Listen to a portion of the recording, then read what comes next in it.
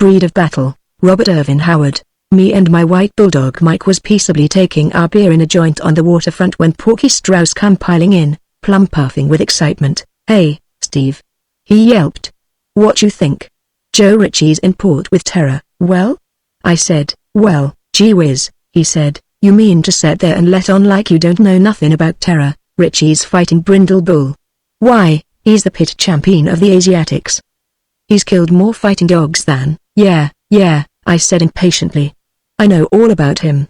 I've been listening to what a bearcat he is for the last year, in every Asiatic port I've touched." "Well," said Porky, "I'm afraid we ain't going to get to see him perform." "Why not?" asked Johnny Blinn, a shifty-eyed barkeep. "Well," said Porky, "they ain't a dog in Singapore to match agin him. Fritz Steinman, which owns the pit and runs the dog fights, has scoured the port and they just ain't no canine which their owners'll risk agin Terra. Just my luck. The chance of a lifetime to see the fightin'est dog of 'em all perform. And they's no first-class mutt to toss in with him. Say, Steve, why don't you let Mike fight him?" "Not a chance," I growled. "Mike gets plenty of scrapping on the streets. Besides, I'll tell you straight, I think dog fighting for money is a dirty low-down game. Take a couple of fine, upstanding dogs, full of ginger and fighting heart, and throw 'em in a concrete pit to tear each other's throats out, just so a bunch of four-flushing tin horns like you, which couldn't take a punch or give one either, can make a few lousy dollars betting on 'em. But they likes to fight," argued Porky. "It's their nature. It's the nature of any red-blooded critter to fight. Man or dog," I said. "Let 'em fight on the streets, for bones or for fun, or just to see which is the best dog. But pit fighting to the death is just too dirty for me to fool with, and I ain't going to get Mike into no such mess." "Or, let him alone, Porky," sneered Johnny Blinn nastily. "He's too chicken-hearted to mix in them rough games." "Ain't you, sailor? Belay that," I roared. "You keep a civil tongue in your head, you wolf-side rat. I never did like you nohow, and one more crack like that gets you this." I brandished my huge fist at him and he turned pale and started scrubbing the bar like he was trying for a record. "I want you to know that Mike can lick this Terra mutt," I said, glaring at Porky. "I'm fed up hearing fellas bragging on that Brindle murderer. Mike can lick him. He can lick any dog in this lousy port, just like I can lick any man here. If Terra meets Mike on the street and gets fresh, he'll get his belly full.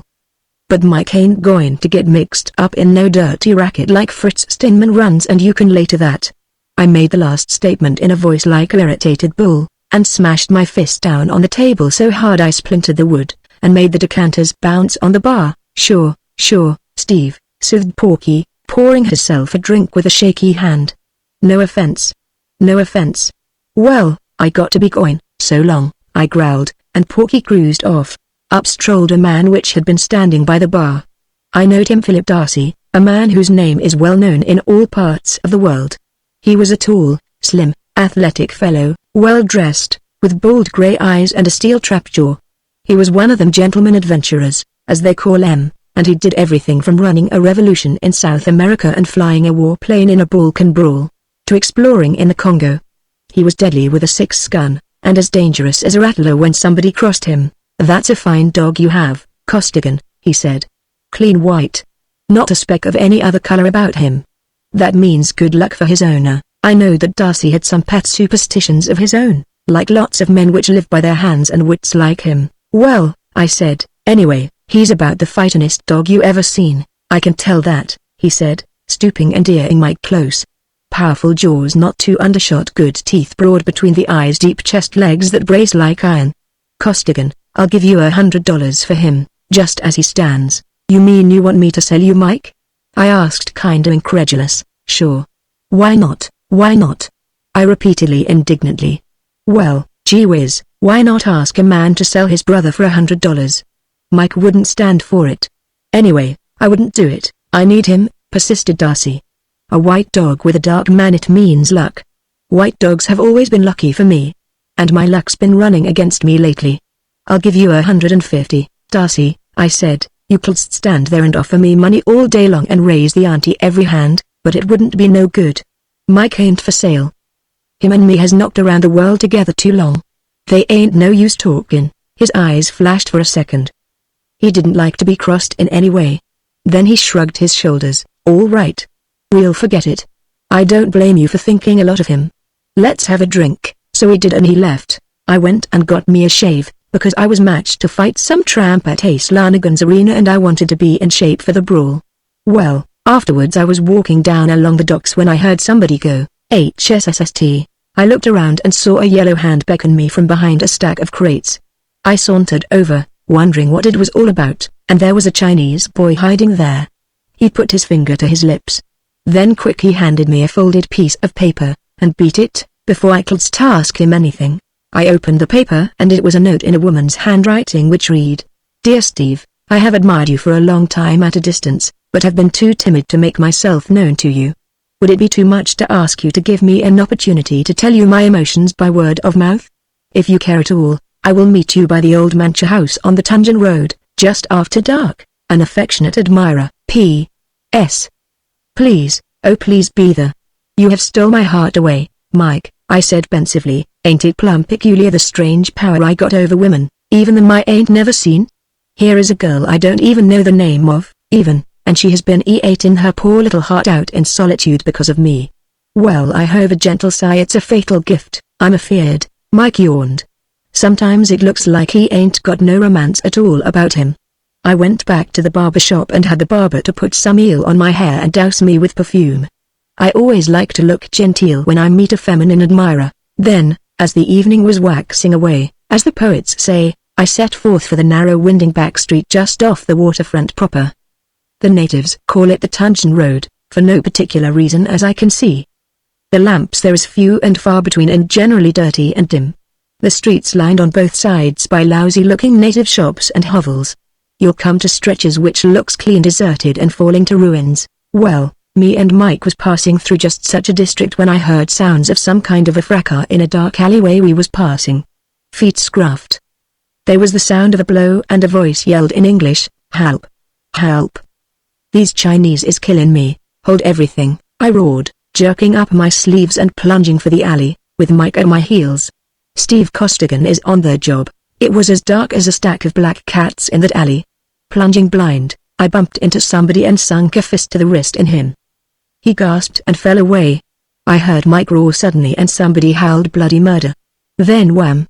A blackjack or something like it smashed on my skull and I went to my knees. "That's done you, yeah blasted yank," said a nasty voice in the dark. "You're a liar," I gasped, coming up blind and groggy but hitting out wild and ferocious. One of my blind licks must have connected because I heard somebody gasp bitterly. And then wham, again come that blackjack on my dome. What little light there was behind me, and whoever it was slugging me, could see me better than I could see him.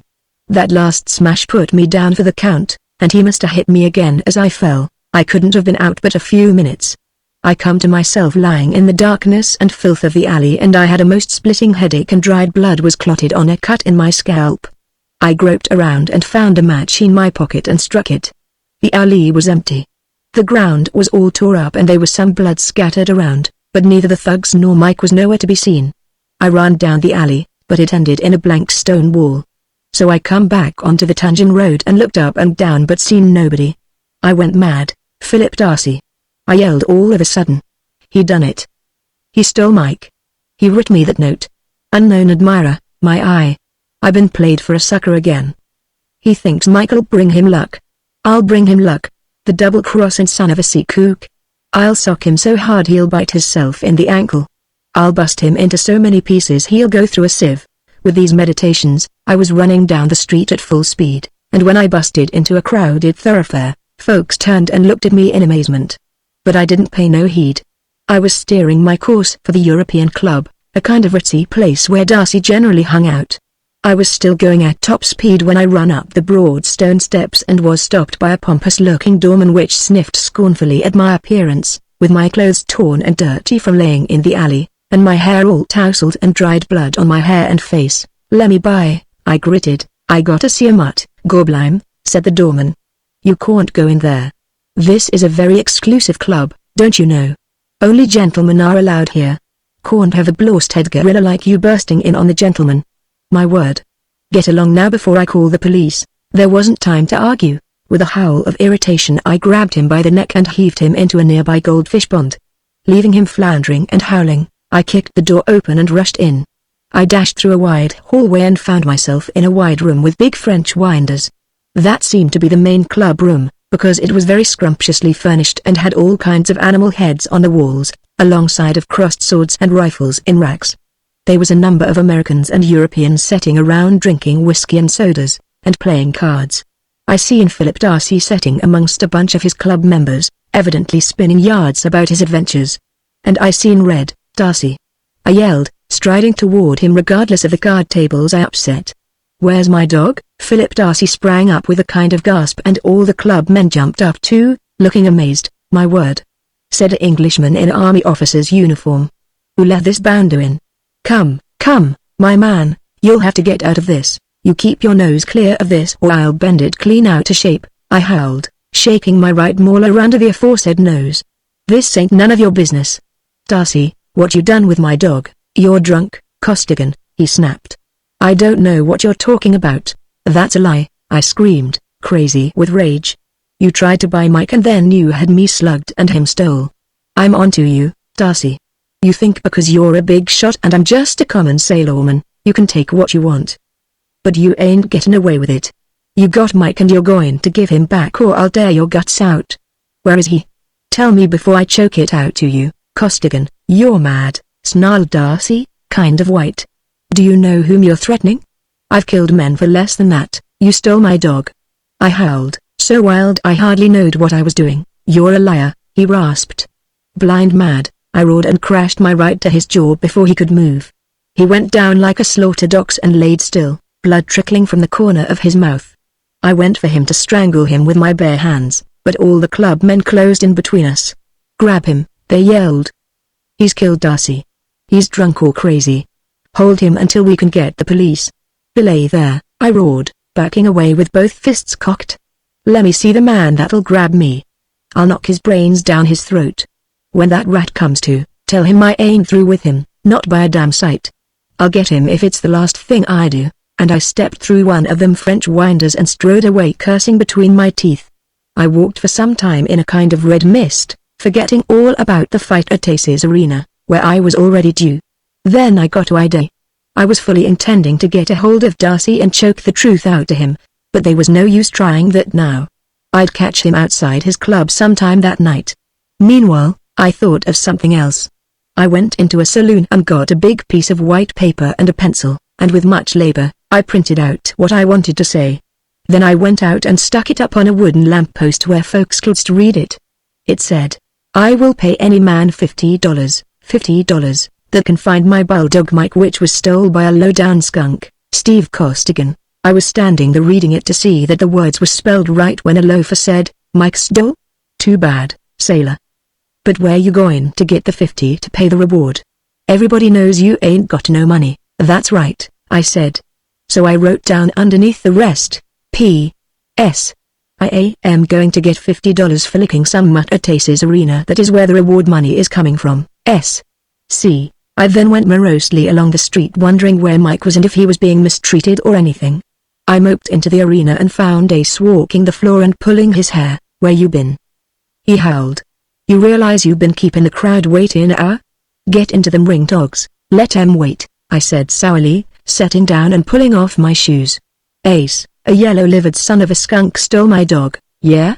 said Ace, pulling out his watch and looking at it. "That's tough, Steve. Hustle up and get into the ring, will ya?" The crowd's about ready to tear the joint down. I climbed into my trunks and bathrobe and moseyed up the aisle, paying very little attention either to the hisses or cheers which greeted my appearance. I climbed into the ring and looked around for my opponent. "Where's Greason?" I asked Ace. "He isn't showed up yet," said the referee. "Ye gods and little fishes," howled Ace, tearing his hair. "These boneheaded leather pushers will drive me to early doom. Do they think a pummeter's got nothing else to do but sit around all night and pacify a rake-in mob whilst they play around? These thugs is going to lynch us all if we don't start some action right away." "Here he comes," said the referee as a bathrobed figure come hurrying down the aisle. Ace scowled bitterly and held up his hands to the frothing crowd. "The long-delayed main event," he said sourly. "Over in that corner, Sailor Costigan of the Seagull, weight L 90 pounds. The mutt crawling through the ropes is Limey Greason, weight L 89. Get going and I hope you both get knocked loop-legged. The referee called us to the center of the ring for instructions and Greason glared at me, trying to scare me before the scrap started, the conceited Jasak. But I had other things on my mind. I merely mechanically noted that he was about my height, 6 feet, had a nasty sneering mouth and mean black eyes, and had been in a street fight recent. He had a bruise under one ear. We went back to our corners and I said to the second ace head, "Give me, bonehead, you ain't seen nothing of nobody with my bulldog, have you?" "No, I ain't," he said, crawling through the ropes. "And beside, hey, look out." I hadn't noticed the gong sounding and Greason was in my corner before I knowed what was happening. I ducked a slungshot right as I turned and clinched, pushing him out to the corner before I broke. He nailed me with a hard left hook to the head and I retaliated with a left to the body. But it didn't have much enthusiasm behind it. I had something else on my mind and my heart wasn't in the fight.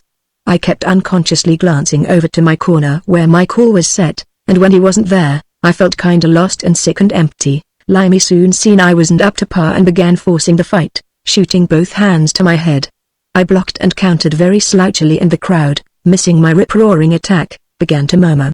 Limey got too cocky and missed a looping right that had everything he had behind it. He was wide open for an instant and I mechanically ripped a left hook under his heart that made his knees buckle, and he covered up and walked away from me in a hurry, with me following in a sluggish kind of manner. After that he was careful, not taking many chances. He jabbed me plenty, but kept his right guard high and close in. I ignored left jabs at all times, so though he was outpointing me plenty, he wasn't hurting me none. But he finally let go his right again and started the claret from my nose. That irritated me and I woke up and doubled him over with a left hook to the guts which wowed the crowd.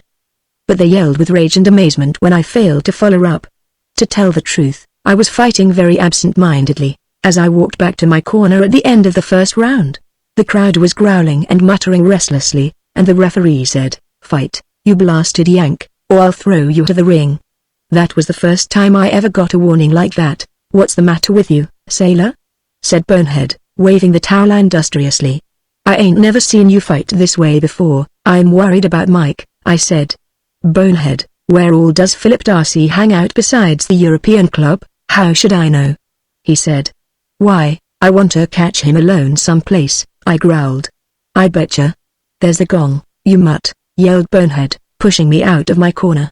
"For cat's cake, get in there and fight. I got $5 bet on you." I wandered out into the middle of the ring and absent-mindedly wiped Limey's chin with a right that dropped him on his all fours. He bounced up without a count, clearly addled, but just as I was fixing to polish him off, I heard a racket at the door. "Let me in," somebody was squalling. "I gotta see Mest Costigan. I got one fellow dog belong along him." "Wait a minute," I growled to Limey, and run over to the ropes, to the astounded fury of the fans, who rose and roared, "Let him in, Bat," I yelled and the fella at the door hollered back, "All right, Steve, here he comes," and a Chinese kid come running up the aisle grinning like all get out, holding up a scrawny brindle bulb up. "Here that one fellow dog, Mies Costigan," he yelled. "Oh heck," I said. "That ain't Mike. Mike's white." I thought everybody in Singapore knowed Mike. At this moment I realized that the still groggy Greason was harassing me from the rear, so I turned around and gave him my full attention for a minute. I had him backed up hugging the ropes, bombarding him with lefts and rights to the head and body, when I heard Bat yell, "Here comes another one, Steve, pardon me a minute." I snapped to the reeling Limey, and run over to the ropes just as a grinning coolie come running up the aisle with a white dog which might have had 3 or 4 drops of bulldog blood in him. "Me catch him, boss," he chortled. "Heap fine white dog. Me catch him $50? You catch him a kick in the pants," I roared with irritation. "Blame it all, that ain't Mike." At this moment Greason, which had snuck up behind me, banged me behind the ear with a right-hander that made me see about 1,000,000 stars. This infuriated me so I turned and hit him in the belly so hard I bent his backbone. He curled up like a worm somebody'd stepped on, and while the referee was counting over him, the gong ended the round. They dragged Limey to his corner and started working on him.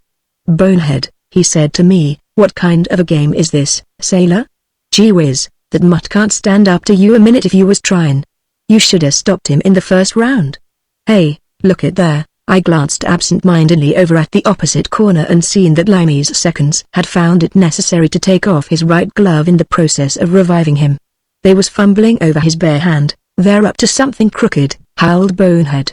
"I'm going to appeal to the referee. Here come some more mutts, Steve, bawled Bat, and down the aisle come a Chinese coolie, a Jap sailor, and a Hindu, each with a barking dog. The crowd had been seething with bewildered rage, but this seemed to somehow hit them in the funny bone, and they began to whoop and yell and laugh like a parcel of hyenas. The referee was roaming around the ring cussing to himself, and Ace was jumping up and down and tearing his hair. "Is this a prize fight or a dog show?" he howled. "You've ruined my business. I'll be the laughing stock of the town. I'll sue you, Costigan." "Catch him, fine dog, messed Costigan," shouted the Chinese, holding up a squirming, yowling mutt which done its best to bite me. "You deluded hen," I roared, "that ain't even a bulldog." "That's a chow, you lazy," he hollered. "Him fine bulldog, don't listen," said the Jap. "Him bulldog." And he held up one of them pint-sized Boston Bull Terriers. "Not so," squalled the Hindu. "Here is the dog for you, sahib. A pure-blood Rambo hound. No dog can overtake him in the race, ye gods." I howled. "Is everybody crazy? I ought to know these heathens couldn't understand my reward poster, but I thought, look out, sailor," roared the crowd. I hadn't heard the gong. Greason had slipped up on me from behind again, and I turned just in time to get nailed on the jaw by a sweeping right-hander he started from the canvas. Wham! The lights went out and I hit the canvas so hard it jolted some of my senses back into me again. I knowed, even then, that no ordinary gloved fist had slammed me down that way. Limey's men had slipped a iron knuckle duster on his hand when they had his glove off. The referee sprung forward with a gratified yelp and begun counting over me. I writhed around, trying to get up and kill Limey, but I felt like I was done. My head was swimming, my jaw felt dead, and all the starch was gone out of my legs. They felt like they was made out of taller, my head reeled. And I could see stars over the horizon of dogs. "4," said the referee above the yells of the crowd and the despairing howls of Bonehead, who seen his $5 fading away. "5, 6, 7, there," said Limey, stepping back with a leer. "That's done, you're lost head yank." Snap. Went something in my head. That voice. Them same words. Where'd I heard them before? In the black alley off of the Tungeon Road. A wave of red fury washed all the grogginess out of me. I forgot all about my taller legs. I come off the floor with a roar which made the ring lights dance, and lunged at the horrified Limey like a mad bull. He caught me with a straight left coming in, but I didn't even check an instant. His arm bent and I was on top of him and sunk my right molar so deep into his ribs I felt his heart throb under my fist. He turned green all over and crumbled to the canvas like all his bones had turned to butter. The dazed referee started to count, but I ripped off my gloves and pouncing on the gasping warrior, I sunk my iron fingers into his throat. "Where's Mike, you gutter rat?" I roared. "What did you do with him? Tell me, or I'll tear your windpipe out." Squawked the referee. "You can't do that. Let go of him, I say. Let go, you fiend." He got me by the shoulders and tried to pull me off. Then, seeing I wasn't even noticing his efforts, he started kicking me in the ribs. With a wrathful bellow, I rose up and caught him by the nape of the neck and the seat of the breeches and throwed him clean through the ropes. Then I turned back on Limey. "You limehouse spawn," I bellowed. "I'll choke the life out of you." "Easy, mate, easy," he gasped, green-tinted and sick. "I'll tell you. We stole the mutt. Fritz Steinman wanted him." "Steinman?" I howled in amazement. "He wanted a dog to fight Richie's terror," gasped Limey. "Johnny Blinn suggested he should oak your mic. Johnny hired me and some strong arms to turn the trick. Johnny's gel wrote you that note, but how'd you know I was into it?" "I oughta thought about Blinn," I raged. "The dirty rat. He heard me and Porky talkin' and got the idea." "Where's Blinn?" "Somewhere's getting sewed up," gasped Greason. "The dog liked to tore him to ribbons before we could get the brute into the bamboo cage we had fixed." "Where is Mike?" I roared, shaking him till his teeth rattled. "At Steinman's, fighting terror," groaned Limey. "Ow, Lord, I'm sick. I'm dying." I riz up with a maddened bellow and made for my corner. The referee rose up out of the tangle of busted seats and cussing fans and shook his fist at me with fire in his eye. "Steve Costigan," he yelled. "You lose the blast head fight on a foul, so's your old man," I roared, grabbing my bathrobe from the limp and gibbering Bonehead. And just at that instant a regular bedlam bust loose at the ticket door and Bat come down the aisle like the devil was chasing him. And in behind him come a mob of natives, coolies, rickshaw boys, beggars, shopkeepers, boatmen and I don't know what all, and every one of them had at least one dog and some had as many as 3 or 4. Such a horde of chows, vacancies, terriers, hounds and mongrels I never seen, and they was all barking and howling and fighting, messed Costigan. The heathens howled, charging down the aisles. You pay 'em $50 for dogs. We catch 'em. The crowd rose and stampeded, trampling each other in their flight, and I jumped out of the ring and raced down the aisle to the back exit with the whole mob about to jump behind me. I slammed the door in their faces and rushed out onto the sidewalk, where the passers-by screeched and scattered at the sight of what I reckon they thought was a huge and much battered maniac running at large in a red bathrobe. I paid no heed to him. Somebody yelled at me in a familiar voice, but I rushed out into the street and made a flying leap onto the running board of a passing taxi. I ripped the door open and yelled to the horrified driver, "Fritz Steinman's place on Kang Street, and if you ain't there within 3 minutes I'll break your neck." We went careening through the streets, and pretty soon the driver said, "Say, are you an escaped criminal? There's a car following us." "You drive," I yelled. "I don't care if there's 1,000 cars following us. Likely it's a Chinaman with a pink Pomeranian he wants to sell me for a white bulldog." The driver stepped on it, and when we pulled up in front of the innocent-looking building which was Steinman's secret arena, we left the mysterious pursuer clean out of sight. I jumped out and raced down a short flight of stairs which led from the street down to a side entrance, clearing my decks for action by shedding my bathrobe as I went. The door was shut and a burly black-jowled thug was lounging outside. His eyes narrowed with surprise as he noted my costume, but he bulged in front of me and growled, "Wait a minute, you. Where do you think you're going?" "In." I gritted, ripping a terrible right to his unshaven jaw. Over his prostrate carcass I launched myself bodily against the door, being in too much of a hurry to stop and see if it was unlocked. It crashed in, and through its ruins I catapulted into the room.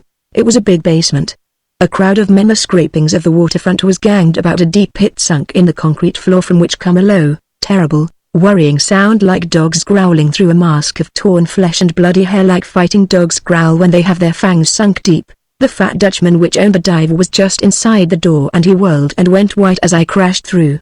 He threw up his hands and screamed, just as I caught him with a clout that smashed his nose and knocked 6 front teeth down his throat. Somebody yelled, "Look out, boys. Here comes Costigan. He's on the kill." The crowd yelled and scattered like chaff before a high wind as I come plowing through like a typhoon, slugging right and left and dropping a man at each blow. I was so crazy mad I didn't care if I killed all of them. In an instant the brink of the pit was deserted as the crowd stormed through the exits, and I jumped down into the pit. 2 dogs was there. A white one and a big brindle one, though they was both so bloody you couldn't hardly tell their original color. Both had been savagely punished, but Mike's jaws had locked in the death hold on Tara's throat, and the brindle dog's eyes was glazing. Joe Ritchie was down on his knees working hard over them, and his face was the color of paste. There's only 2 ways you can break a bulldog's death grip. One is by deluging him with water till he's half drowned and opens his mouth to breathe. The other is by choking him off. Ritchie was trying that, but Mike had such a bull's neck. Joe was only hurting his fingers. "For gosh sake, Costigan," he gasped. "Get this white devil off. He's killing Tara." "Sure I will," I grunted, stooping over the dogs. "Not for your sake, but for the sake of a good game dog."